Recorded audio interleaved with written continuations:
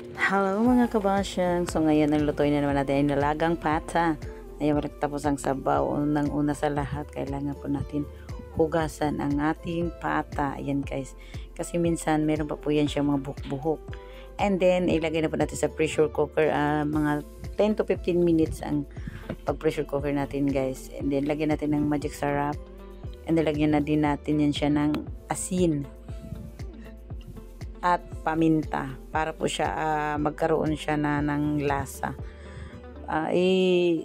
I-pressure cooker natin guys para mas mabilis po siya lumambot.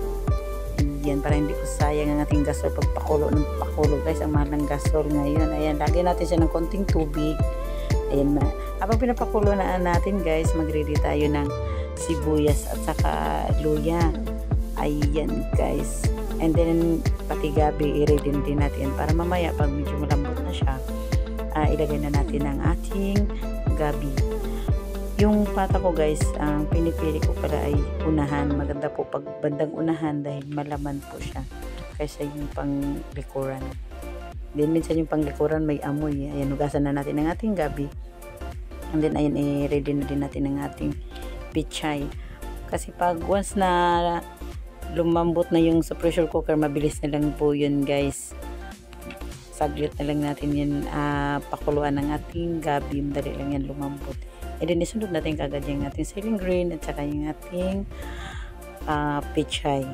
Ayan, hugasan lang natin siya ng mabuti para ma-sure natin na walang uod yung sa loob niyan. Ayan, nag-pressure mga 10 minutes lang yung ginawa ko dyan guys kasi may gabi pa tayo. And then dahil malambot na, ilagay na natin yung ating gabi, sibuyas at saka luya. Din naglagay ako ng tanglad guys kasi may tanglad ako, sayang naman.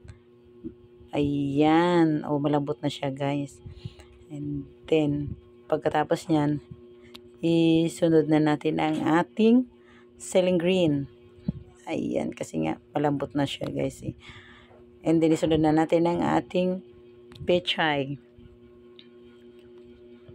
Mas madali po guys pag naka-pressure cooker.